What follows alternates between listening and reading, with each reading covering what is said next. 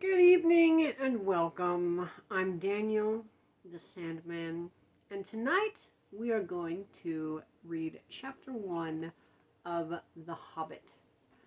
It should be noted that The Hobbit is, I would recommend the book for ages anywhere from 10 and up, perhaps younger. But it is The Hobbit, along with the entire Lord of the Rings series and all of J.R.R. Tolkien's works, are one of my personal favorites. And so it is a pleasure and an honor to begin sharing this story with you this evening. Tonight we will be reading chapter 1 of The Hobbit.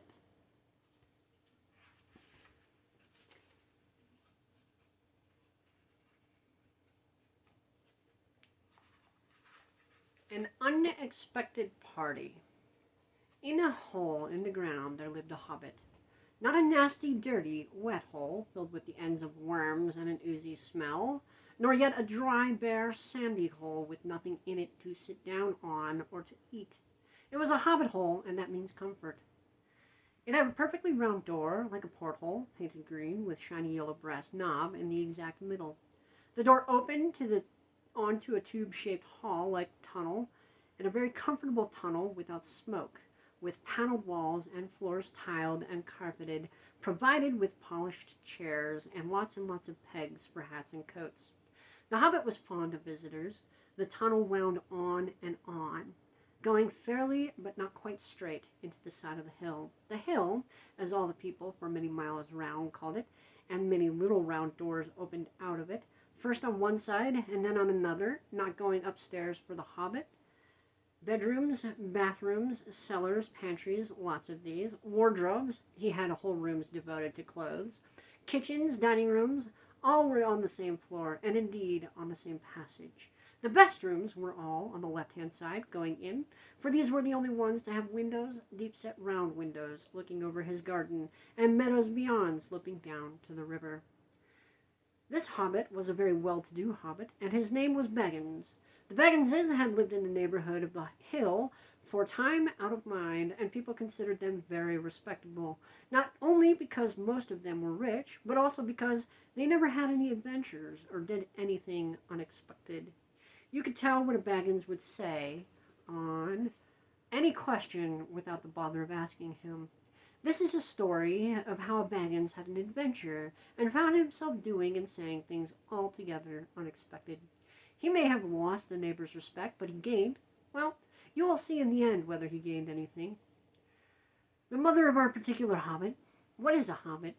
I suppose hobbits need some description nowadays, since they have become quite rare and shy of the big people, as they call us. They are, or were, a little people, about half our height, and smaller than the bearded dwarves. Hobbits have no beards.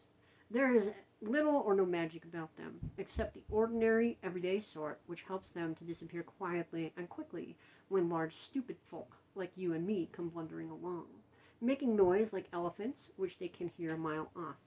They are inclined to be fat in the stomach. They dress in bright colors, chiefly green and yellow, wear no shoes because their feet grow natural leathery soles, and thick warm brown hair like the stuff on their heads, which is curly, have long clever brown fingers, good-natured faces, and laugh deep fruity laughs, especially after dinner, which they have twice a day when they can get it. Now you know enough to go on with. As I was saying, the mother of this hobbit, of Bilbo Baggins, that is, it was the famous Belladonna Took, one of the three remarkable daughters of the old Took, head of the hobbits who lived across the water, the small river that ran at the foot of the hill. It was often said, in other families, that long ago one of the Took ancestors must have taken a fairy wife. That was, of course, absurd, but certainly there was still something not entirely hobbit-like about them. And once in a while, members of the Took clan would go and have adventures. They discreetly disappeared, and the family hushed it up. But the fact remained that the Tooks were not as respectable as the Bagginses, though they were undoubtedly richer. Not that Belladonna Took ever had any adventures after she became Mrs. Bungo Baggins. Bungo, that was Bilbo's father, built the most luxurious hobbit hole for her, and partly with her money. that was to be found either under the hill or over the hill across the water, and there they remained till the end of their days.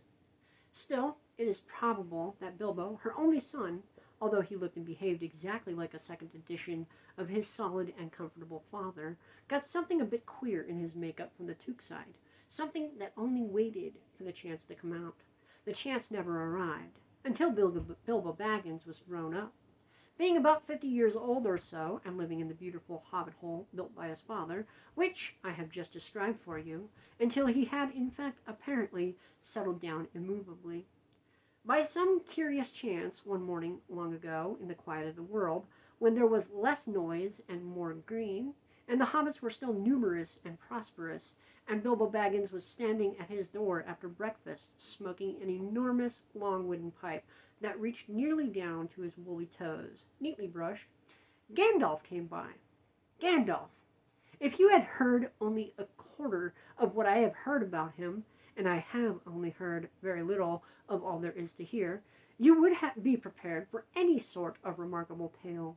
Tales and adventures sprouted up all over the place wherever he went, in the most extraordinary fashion. He had not been down that way under the hill for ages and ages, not since his friend the old Took died. In fact, and the hobbits had almost forgotten what he looked like. He had been away over the hill and across the water on business of his own since they were all small hobbit boys and hobbit girls. All that unsuspecting Bilbo saw that morning was an old man with a staff. He had a tall, pointed blue hat, a long gray cloak, a silver scarf over which his long white beard hung down below his waist, and immense black boots. "Good morning," said Bilbo, and he meant it. The sun was shining, and the grass was very green. But Gandalf looked at him from under the long, bushy eyebrows that stuck further than the brim of his shady hat. "What do you mean?" he said. "Do you wish me a good morning, or mean that it is a good morning whether I want it or not? Or that you feel good this morning, or that it is a morning to be good on?" "All of them at once," said Bilbo, "and a very fine morning for a pipe of tobacco out of doors, into the bargain. If you have a pipe about you, sit down and have a fill of mine." "There's no hurry. We have all day before us." Then Bilbo sat down on a seat by his door, crossed his legs, and blew out a beautiful gray ring of smoke that sailed up into the air without breaking and floated away over the hill. "Very pretty," said Gandalf, "but I have no time to blow smoke rings this morning. I am looking for someone to share in an adventure that I am arranging, and it is very difficult to find anyone." "I should think so, in these parts. We are plain quiet folk, and I have no use for adventures. Nasty, disturbing, uncomfortable things. Make you late for dinner. I can't think what anybody sees in them," said our Mr. Baggins, and stuck one thumb behind his braces, and blew out another, even bigger smoke ring. Then he took out his morning letters and began to read, pretending to take no more notice of the old man. He had decided he was not quite his sort, and wanted him to go away. But the old man did not move. He stood leaning on his stick and gazing at the hobbit without saying anything, till Bilbo got quite uncomfortable and even a little cross. "Good morning," he said at last. "We don't want any adventures here, thank you. You might try over the hill or across the water." By this he meant the conversation was at an end. "What a lot of things you do use good morning for," said Gandalf. "Now, you mean you want to get rid of me, and that I won't be good until I move off." Not at all, my dear sir. Let me see. I don't think I know your name." Yes, my dear sir, and I do know your name, Mr. Bilbo Baggins, and you do know my name, though you don't remember that I belong to it. I am Gandalf, and Gandalf means me. To think that I should have lived to be good morning by Belladonna Took's son, as if I was selling buttons at the door. Gandalf! Gandalf! Good gracious me, not the wandering wizard that gave old Took a pair of magic diamond studs that fastened themselves and never came undone till ordered? Not the fellow who used to tell such wonderful tales at parties about dragons and goblins and giants and suns? And the rescue of princesses and an unexpected luck of widows' sons? Not the man that used to make such particularly excellent fireworks? I remember those. Old Tuke used to have them on Midsummer Eve. Splendid! They used to go up like great lilies and snapdragons and laburnums of fire and hang in the twilight all evening. You will notice already that Mr. Baggins was not quite so prosy as he liked to believe. Also, that he was very fond of flowers. Dear me, he went on, not the Gandalf who was responsible for so many quiet lads and lasses going off into the blue for mad adventures, anything from climbing trees to visiting elves, or sailing ships, sailing to the other shores. Bless me, life used to be quite you used to upset things badly in these parts once upon a time. I beg your pardon, but I had no idea you were still in business. Where else should I be? Said the wizard. All the same, I'm pleased to find you remember something about me. You seem to remember my fireworks kindly at any rate, and that is not without hope. Indeed, for your old grandfather Tuke's sake, and for the sake of poor Belladonna, I will give you what you asked for. I beg your pardon, I haven't asked for anything. Yes, you have, twice now. My pardon, I give it you. In fact, I will go so far as to send you on this adventure. Very amusing for me, very good for you, and profitable too. Very likely, if you ever get over it. Sorry, I don't want any adventures, thank you. Not today. Good morning. But please come to tea. Any time you like. Why not tomorrow? Come tomorrow. Goodbye. With that, the hobbit turned and scuttled inside his round green door and shut it as quickly as he dared, not to seem rude. Wizards, after all, are wizards. What on earth did I ask him to tea for? He said to himself as he went to the pantry. He had only just had breakfast, but he thought a cake or two and a drink something would do him good after this fright. Gandalf, in the meantime, was still standing outside the door and laughing long but quietly. After a while he stepped up and with the spike of his staff scratched a queer sign on the hobbit's beautiful green front door. Then he strode away. Just about the time when Bilbo was finishing his second cake and beginning to think that he had escaped adventures very well. The next day, he had almost forgotten about Gandalf. He did not remember things very well, unless he put them down on his engagement tablet. Like this: Gandalf tea, Wednesday. Yesterday, he had been too flustered to do anything of this kind. Just before tea time, there came a tremendous ring on the front doorbell, and then he remembered. He rushed and put on the kettle, and put out another cup and saucer, and an extra cake or two, and ran to the door. I am so sorry to keep you waiting, he was going to say, when he saw that it was not Gandalf at all. It was a dwarf, with a blue beard tucked into a golden belt, and very bright eyes under a dark green hood. As soon as the door was opened, he pushed inside, just as if he had been expected. He hung his hooded cloak on the nearest peg, and Dwalin at your service, he said in a low bow. Bilbo Baggins at yours, said the hobbit, too surprised to ask any questions for the moment. When the silence that followed had become uncomfortable, he added, I am just about to take tea. Pray come and have some with me. A little stiff, perhaps, but he meant it kindly. And what would you do if an uninvited dwarf came and hung his things up in your hall without a word of explanation?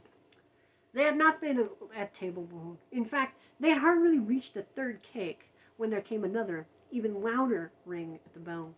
Excuse me, said the hobbit, and off he went to the door.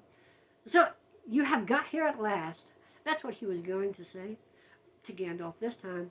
But it was not Gandalf. Instead, there was a very old-looking dwarf on the step, with a white beard and scarlet hood, and he too hopped inside as soon as the door was opened, just as if he had been invited. I see that we have begun already to arrive, he said, when he caught sight of Dwalin's green hood hanging up. He hung his red one next to it. And Balin at your service, he said, with his right hand on his breast. Thank you, said Bilbo with a grasp.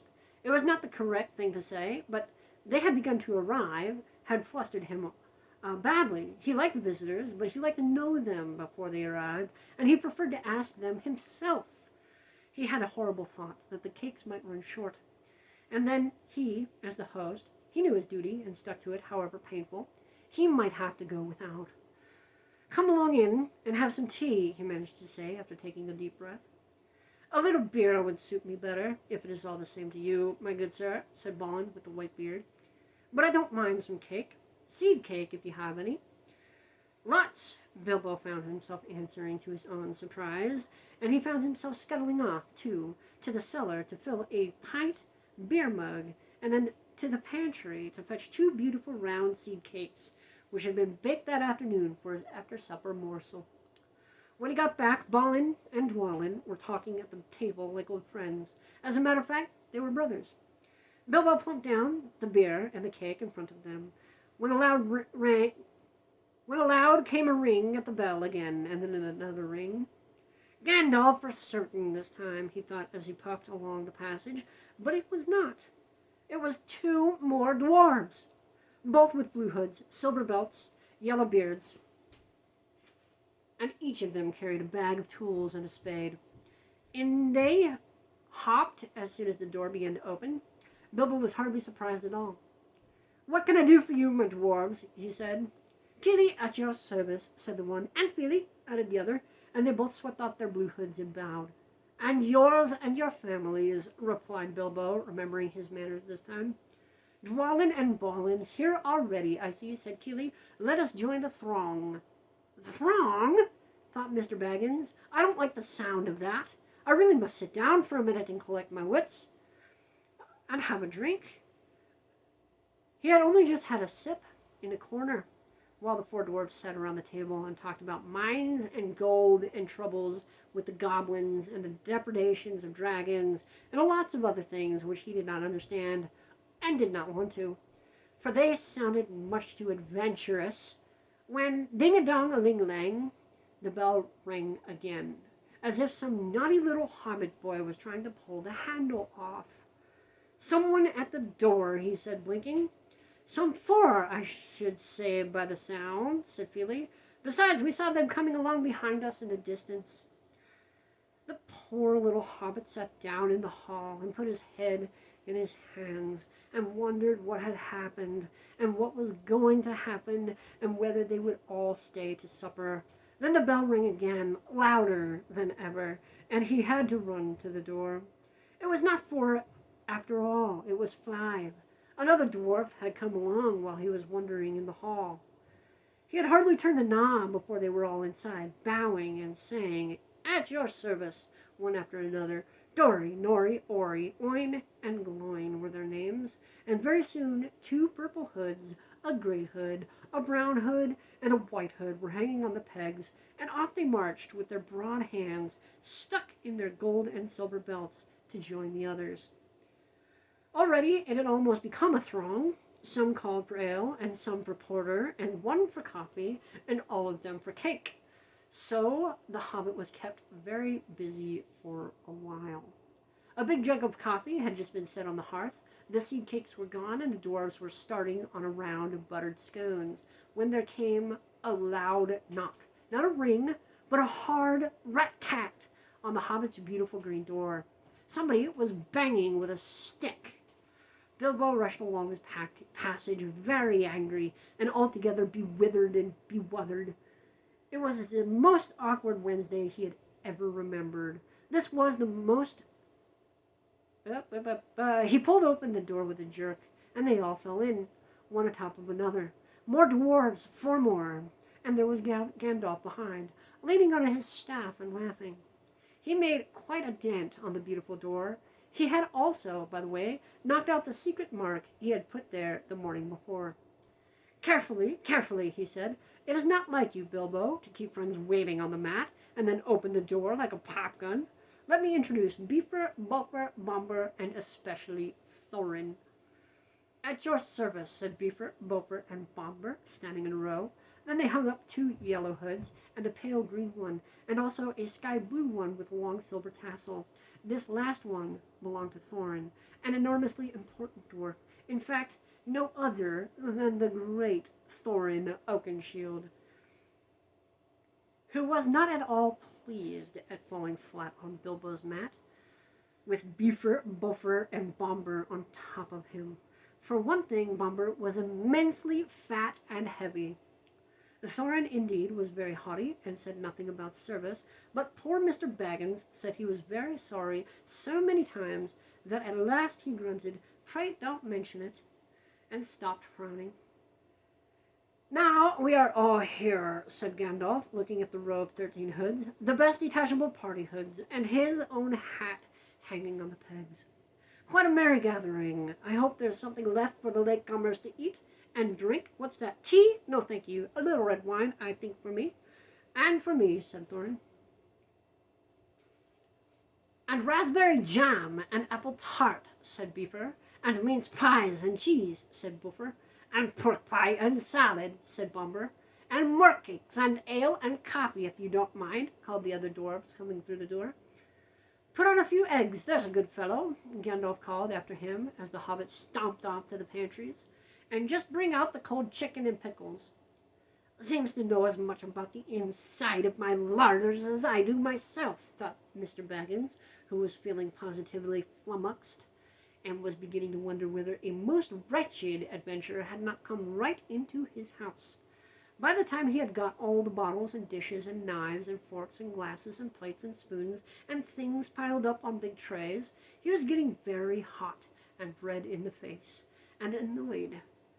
"Confiscate and be bothered, these dwarves," he said aloud. "Why don't they come and lend a hand?" Lo and behold, there stood Balin and Dwalin at the door of the kitchen, and Fili and Kili behind them. Before he could say knife, they had whisked the trays and a couple of small tables into the parlor and set everything afresh. Gandalf sat at the head of the party with the 13 dwarves all around, and Bilbo sat on a stool at the fireside, nibbling at a biscuit. His appetite was quite taken away, and trying to look as if this was all perfectly ordinary, and not in at least an adventure. The dwarves ate and talked, and time got on. At last they pushed their chairs back, and Bilbo made a move to collect the plates and glasses. "I suppose you will all stay to supper?" he said in his politest, unsuppressing tones.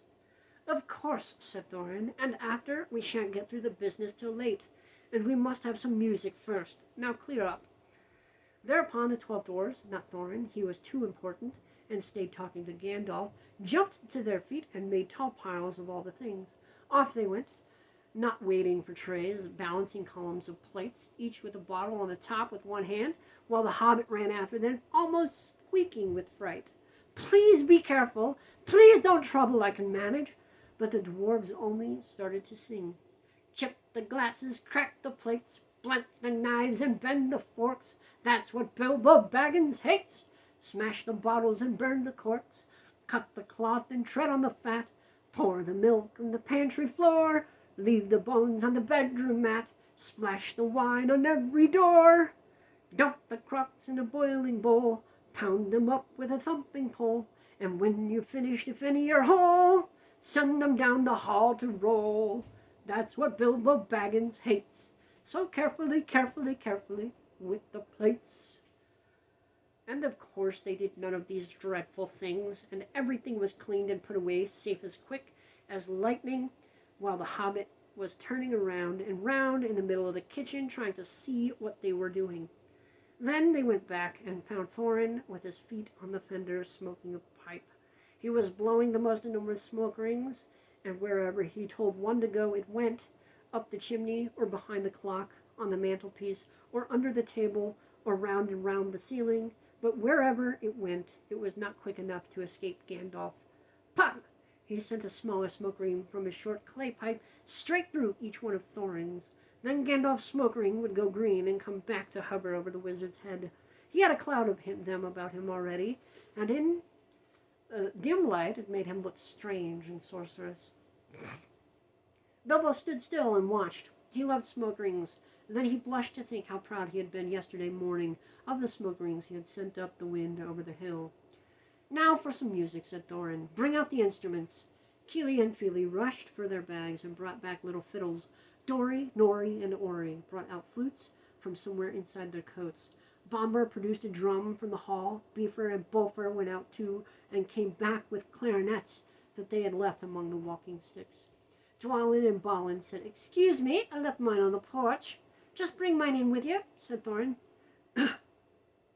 They came back with vials as big as themselves, and with Thorin's harp wrapped in a green cloth. It was a beautiful golden harp. When Thorin struck it, the music began all at once, so sudden and sweet that Bilbo forgot everything else, and was swept away into dark lands, under strange moons, far over the water, and very far from his hobbit hole under the hill. The dark came into the room from the little window that opened in the side of the hill. The firelight flickered. It was April, and still they played on, while the shadow of Gandalf's bier wagged against the wall. The dark filled all the room, and the fire died down, and the shadows were lost, and still they played on. And suddenly, first one and then another began to sing as they played, deep-throated singing of the dwarves in the deep places of their ancient homes. And this is like a fragment of their song, if it can be like their song without their music. Far over the misty mountains cold, to dungeons deep and caverns old, we must away ere break of day, to seek the pale enchanted gold. The dwarves of yore made mighty spells, while hammers fell like ringing bells, in places deep where dark things sleep, in hollow halls beneath the fells. For ancient king and elvish lord, there many a gleaming golden hoard they shaped and wrought, and light they caught, to hide in gems on hilt of sword. On silver necklaces they strung the flowering stars, on crowns they hung the dragon fire in twisted wire. They mashed the light of moon and sun. Far over the misty mountains cold, to dungeons deep and caverns old, we must away ere break of day, to claim our long forgotten gold. Goblets they carved there for themselves, and harps of gold where no man delves. There lay they long, a many song was sung unheard by men or elves. The pines were roaring on the high, the winds were moaning in the night. The fire was red, it flaming spread. The trees like torches blazed with light. The bells were ringing in the dale, and men looked up with faces pale. The dragon's ire, more fierce than fire, lay low their towers and houses frail. The mountain smote beneath the moon. The dwarves they heard the tramp of doom. They fled their hall to dying fall, beneath his feet, beneath the moon. Far over the misty mountains grim, To dungeons deep and caverns dim we must away ere break of day, to win our harps and go from him. As they sang, the hobbit felt the love of the beautiful things made by the hands and made by cunning and magic moving through him, a fierce and jealous love that desired the hearts of the dwarves. Then something tookish woke up inside of him, and he wished to go and see the great mountains, and hear the pine trees and the waterfalls, and explore the caves, and wear a sword instead of a walking stick. He looked out of the window. The stars were out in the dark sky above the trees. He thought of the jewels of the dwarves shining in the dark caverns. Suddenly, in the wood beyond the water, a flame leapt up, probably somebody lighting a wood fire, and he thought of plundering dragons settling on his quiet hill and kindling it all to flames. He shuddered, and very quickly he was plain Mr. Baggins of Bag End, Underhill, again. He got up trembling. He had less than half a mind to fetch the lamp, and more than half a mind to pretend to, and go and hide behind the beer barrels in the cellar, and not to come out again until all the dwarves had gone away. Suddenly he found that the music and the singing had stopped, and they were all looking at him with eyes shining in the dark. "Where are you going?" said Thorin, in a tone that seemed to show that he guessed both halves of the hobbit's mind. "What about a little light?" said Bilbo apologetically. "We like the dark," said the dwarves. "Dark for dark business. There may be many hours before dawn." "Of course," said Bilbo, and sat down in a hurry. He missed a stool and sat in the fender, knocking over the poker and shovel with a crash. "Hush!" said Gandalf. "Let Thorin speak." And this is how Thorin began. "Gandalf, dwarves, and Mr. Baggins, we are met together in the house of our friend and fellow conspirator, this most excellent and audacious hobbit. May the hair on his toes never fall out. All praise to his wine and ale." He paused for breath and for a polite remark from the hobbit. But the compliments were quite lost on poor Bilbo Baggins, who was wagging his mouth in protest at being called audacious, and worst of all, fellow conspirator. Though no noise came out, he was so flummoxed. So Thorin went on.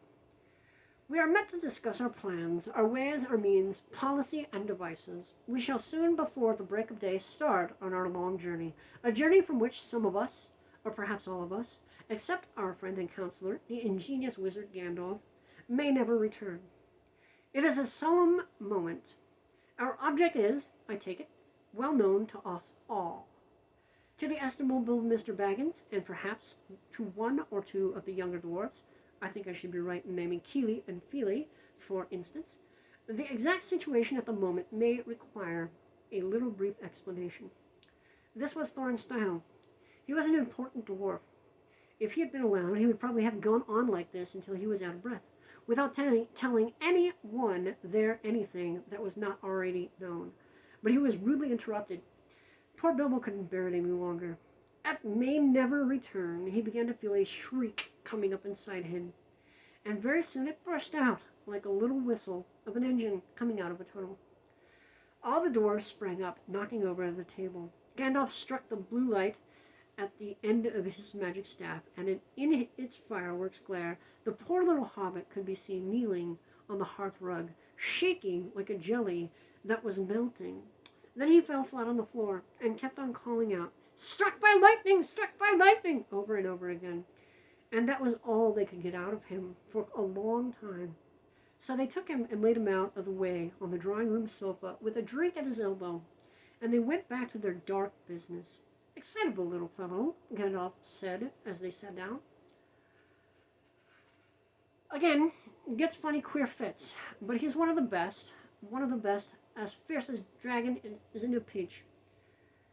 If you have ever seen a dragon in a pinch, you will realize that it was only poetical exaggeration applied to any hobbit. Even to Old Tuke's great-grand-uncle Bulrar, who was so huge for a hobbit that he could ride a horse. He charged the ranks of the goblins of Mount Graham in the Battle of the Green Fields, and knocked their king Golfimble's head clean off with a wooden club. It sailed 100 yards through the air and went down a rabbit hole, and in this way the battle was won and the game of golf invented at the same time. In the meanwhile, however, Bulror's gentler descendant was receiving in the drawing room after a while, reviving in the drawing room after a while, and a drink he kept nervously to the door of the parlor. This is what he heard, Gloin speaking. Humph! Or some snort, more or less like that. Will he do you think? Is it all very well for It is all very well for Gandalf to talk about this hobbit being fierce, but one shriek like that in a moment of excitement would be enough to wake the dragon and all his relatives and kill the lot of us. I think it sounded more like fright than excitement. In fact, if it had not been for the sign on the door, I should have been sure we had come to the wrong house. As soon as I had clapped eyes on the little fellow bobbing and puffing on the mat, I had my doubts. He looks more like a grocer than a burglar. Then Mr. Baggins turned the handle and went in. The Took side had won. He suddenly felt he would go without bed and breakfast to be thought fierce. As for little fellow bobbing on the mat, it almost made him really fierce. Many a time afterwards, the Baggins part regretted what he did now, and he said to himself, Bilbo, you were a fool. You walked right in and put your foot in it.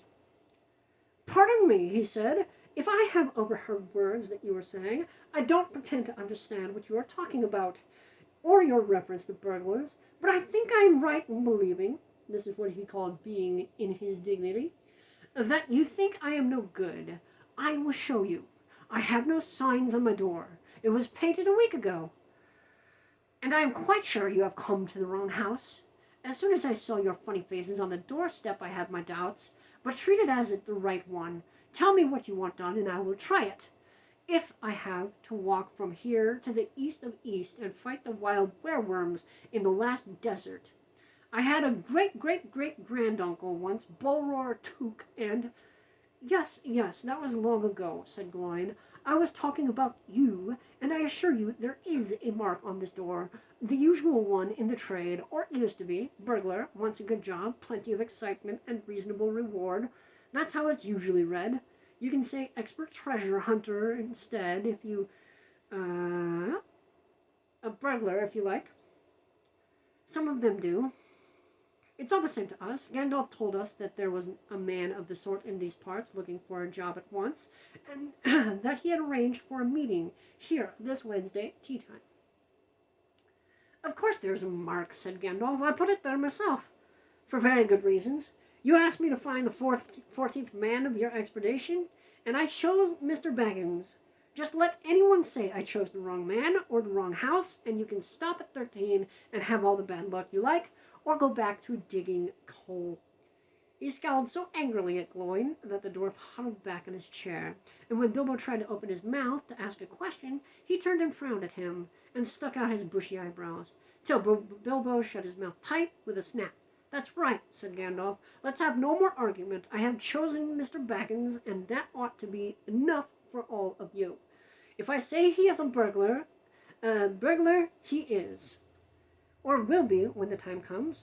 There's a lot more in him than you guess, and a deal more than he has any idea of himself. You may possibly all live to thank me yet.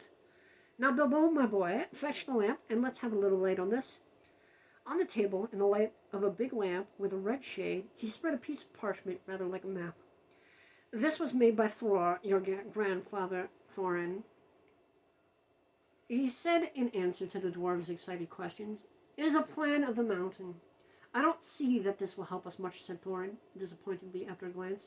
I remember the mountain well enough, and the lands about it. And I know that where Mirkwood is, and the withered heath, and where the great dragons are bred.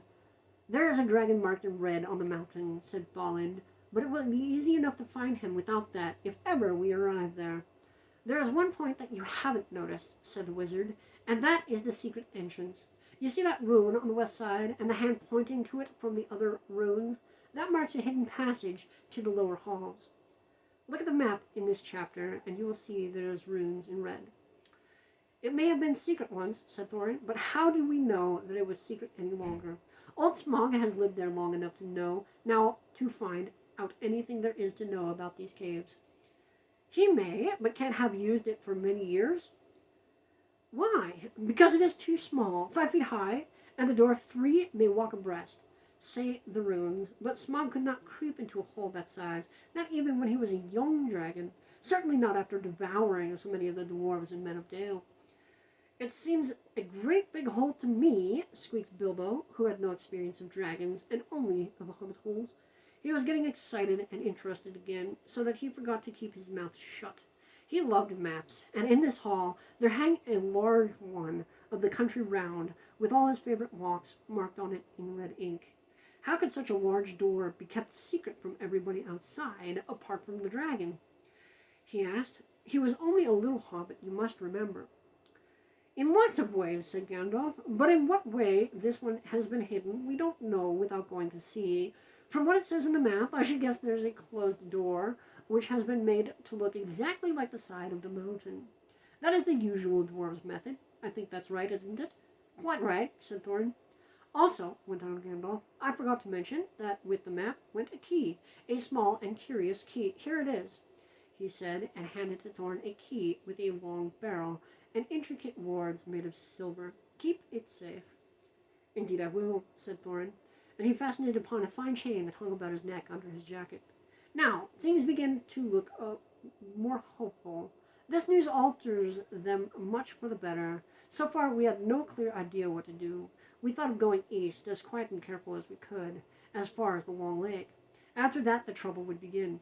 A long time before that, if I know anything about the roads east, interrupted Gandalf. We might go from there, up along the river running, went on Thorin, taking no notice, and so to the ruins of Dale, the old town in the valley there, under the shadow of the mountain.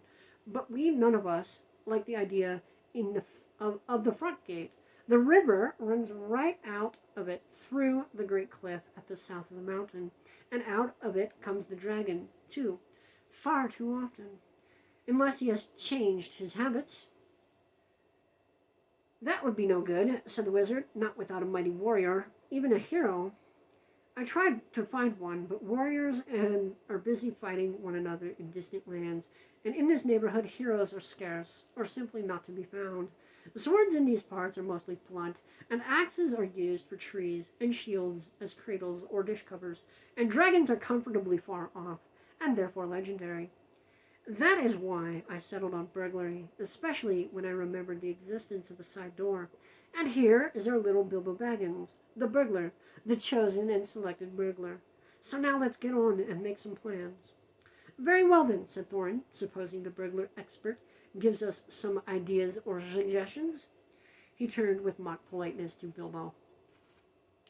First, I should like to know a bit more about things, said he, feeling all confused and a bit shaky inside, but so far still tookishly determined to go on with things. I mean about the gold and the dragon and all that, how it got there and who it belongs to, and so on and further.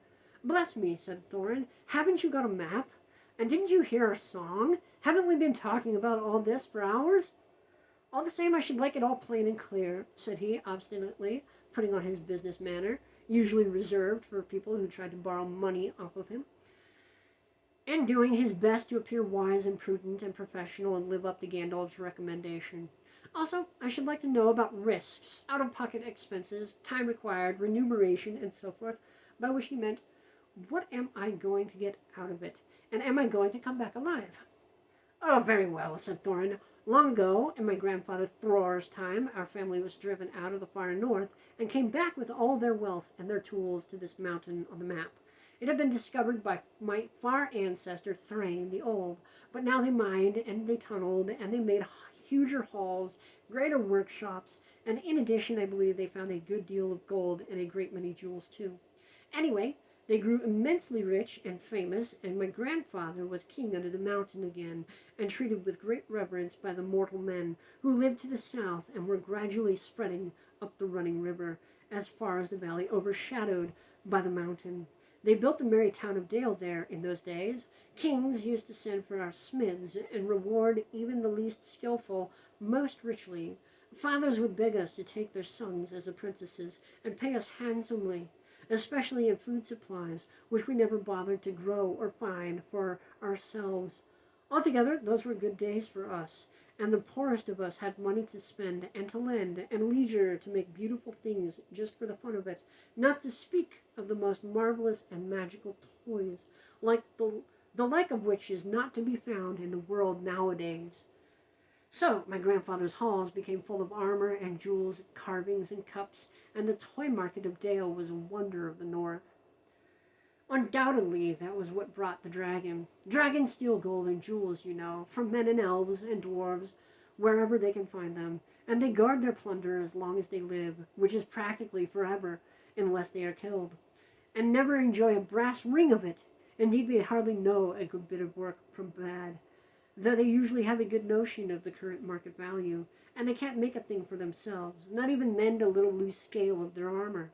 There were lots of dragons in the north in those days, and gold was probably getting scarce up there, with the dwarfs flying south or getting killed, and all general waste and destruction that dragons make going from bad to worse. There was a most especially greedy, strong, and wicked worm called Smog. One day he flew up into the air and came south. The first we heard of it was a noise like a hurricane coming from the north, and the pine trees on the mountain creaking and cracking in the wind. Some of the dwarves who happened to be outside, I was one luckily, and fine adventurous lad in those days, always wandering about, and it saved my life that day. Well, from a good way off, we saw the dragon settle on our mountain in a spout of flame. Then he came down the slopes, and when he reached the woods, they went all up in fire. By that time, all the bells were ringing in Dale, and the warriors were arming. The dwarves rushed out of the great gate, but there was a dragon waiting for them. None escaped that way. The river rushed up in a street steam, and a fog fell on Dale. And in the fog, the dragon came on them and destroyed most of the warriors. The usual unhappy story. It was only too common in those days. Then he went back and crept in through the front gate and routed out all the halls and lanes and tunnels, alleys, cellars, mansions, and passages. After that, there were no dwarves left alive inside, and he took all their wealth for himself. Probably, for that is the dragon's way. He was piled it all up in a great heap far inside and sleeps on it for a bed. Later he used to crawl out of the great gate and come by night to Dale and carry away people, especially maidens, to eat, until Dale was ruined, and all the people dead or gone. What goes on there now, I don't know for certain, but I don't suppose anyone lives nearer to the mountain than the far edge of the long lake nowadays. The few of us that were well outside sat and wept in hiding and cursed Smog, and there we were unexpectedly joined by my father and my grandfather with singed beards. They looked very grand, but they said very little. When I asked how they had got away, they told me to hold my tongue, and said that one day in the proper time I should know. After that we went away. We have had to earn our livings as best we could, and up and down the lands, often enough sinking as low as blacksmith work or even coal mining. But we have never forgotten our stolen treasure, and even now, when I will allow, we have a good bit laid by, and are not so badly off. Here Thorin stroked the gold chain around his neck. We still mean to get it back and bring our curses home to Smog if we can. I have often wondered about my father's and my grandfather's escape. I see now they must have had a private side door which only they knew about, but apparently they made a map, and I should like to know how Gandalf got hold of it and why it did not come down to me, the rightful heir. I did not get hold of it, I was given it, said the wizard. Your grandfather Thror was killed, you remember, in the mines of Moria by Azog the goblin. Curse his name, yes, said Thorin. And Thrain, your father, went away on the 21st of April, 100 years ago, last Thursday, and has never been by to see you since. True, said Thorin. Well, your father gave me this to give you, and if I have chosen my own time and own way for handing it over, you can hardly blame me, considering the trouble I had to find you. Your father could not remember his own name when he gave me the paper, and he never told me yours, so on the whole, I think I ought to be praised and thanked. Here it is, said he, handing the map to Thorin. I don't understand, said Thorin. and Bilbo felt he would have liked to say the same. The explanation did not seem to explain. Your grandfather, said the wizard slowly and grimly, gave the map to his son for safety before he went to the mines of Moria. Your father went away to try his luck with the map after your grandfather was killed, and lots of adventures of a most unpleasant sort he had, but he never got near the mountain. How he got there, I don't know, but I found him a prisoner in the dungeons of the necromancer. Whatever were you doing there? Asked Thorin with a shudder, and all the dwarves shivered. Never you mind. I was finding things out, as usual, and a nasty, dangerous business it was. Even I, Gandalf, only just escaped. I tried to save your father, but it was too late. He was witless and wandering, and had forgotten almost everything except the map and the key. We have long ago paid the goblins of Moria, said Thorin. We must give a thought to the necromancer. Don't be absurd. He's an enemy far beyond the powers of all the dwarves put together. If they could all be collected again from the four corners of the world. The one thing your father wished was for his son to read the map and use the key. The dragon and the mountain are more than big enough for tasks for you. Hear, hear, said Bilbo, and accidentally said it aloud. Hear what? They said, all turning suddenly towards him. And he was so flustered that he answered, Hear what I have to say. And what is that? They asked. Well, I should say that you ought to go east, have a look round. After all, there's a side door, and dragons must sleep sometimes, I suppose. If you sit on the doorstep long enough, I dare say you'll think of something. And, well, don't you know, I think we have talked long enough for one night, if you see what I mean. What about bed, and an early start, and all that? I will give you a good breakfast before you go. Before we go, I suppose you mean, said Thorin. Aren't you the burglar? And isn't sitting on the doorstep your job? Not to speak getting inside the door? But I agree about bed and breakfast. I like 6 eggs with my ham when starting on a journey. Fried, not poached. And mind you, don't break 'em. After all the others had ordered their breakfasts without so much as a please, which annoyed Bilbo very much, they all got up. The Hobbit had to find room for them all, and filled all his spare rooms, made beds on chairs and sofas before he got them all stowed, and went on to his own little bed, very tired and not altogether happy. One thing he did make his mind up about was not to bother getting up very early, cook everybody else's wretched breakfast. The tookishness was wearing off, and he was not quite so sure that he was going on a journey in the morning. As he lay in bed, he could hear Thorin still humming to himself in the best bedroom next to him. Far over the misty mountains go, to dungeons deep and caverns old, we must away ere break of day, to find our long forgotten gold. Bilbo went to sleep with that in his ears, and it gave him very uncomfortable dreams. It was long after the break of day when he woke up. And that was chapter 1 of The Hobbit. Thank you so much for joining along. I hope it was relaxing and enjoyable, and we shall see you very soon for chapter 2. I'm the Sandman, Daniel. We'll talk to you later.